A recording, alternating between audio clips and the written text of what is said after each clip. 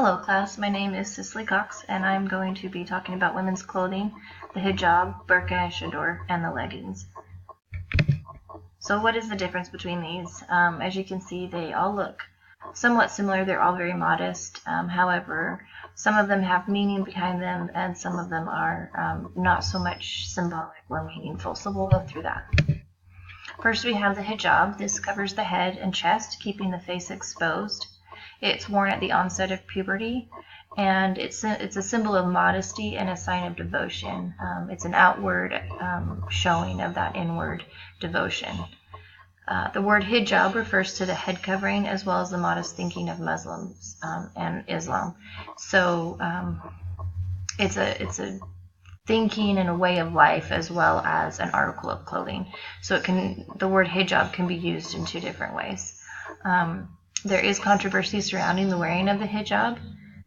It used to be that wearing a hijab allowed women to be in society without bringing attention to themselves.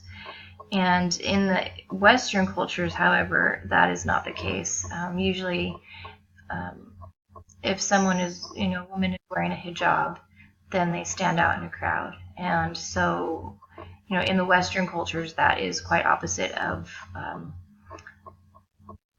the meaning of the hijab. Hijabs have, like I said, they have the deeper meaning, and it can be used to describe a belief, and it is very symbolic for the women and for Islam. And then we have the burqa. This is quite different and a lot more modest than the hijab. This is worn by the Pashtun and the Arab women. It covers the entire body from head to toe, and there is a mesh window for visibility. Most Islamic scholars don't consider this article of clothing to be religious. There are a few that do. However, widespread, it doesn't really hold any religious beliefs to it. The veiling of the face originated with the Byzantine Empire. The Muslims and Islam adopted it during the Arab conquest of the Middle East. So this veiling of the face wasn't something specific, or it didn't start out in Islam.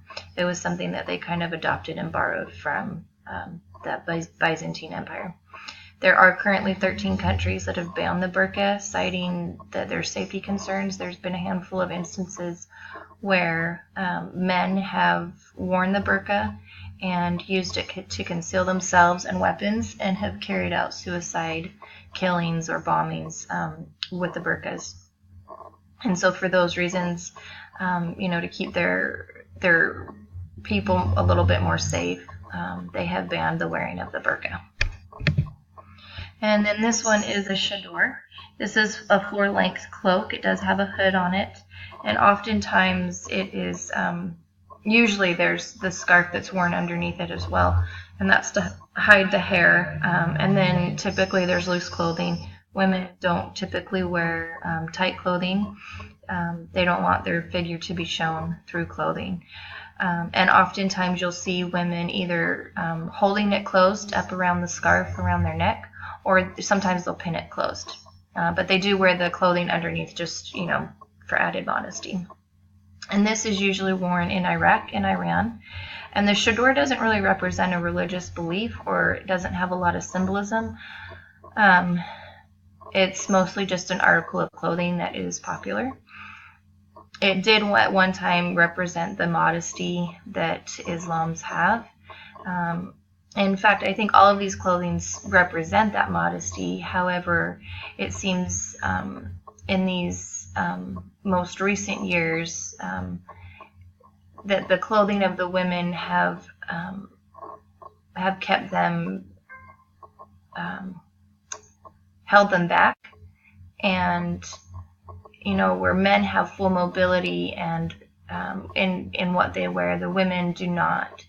And so I think today it is sometimes viewed as less of religious and more of their treatment of women and keeping them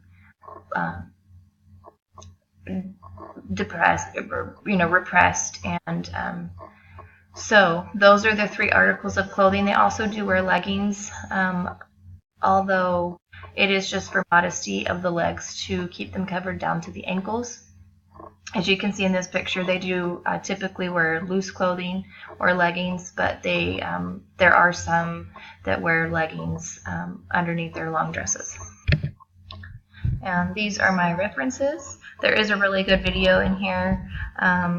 This one, I didn't really want to show it. It is short, it's about 5 minutes long, but it describes from the point of view of a Muslim the difference between the hijab and the chador. So if you want to check that out, it is a great resource.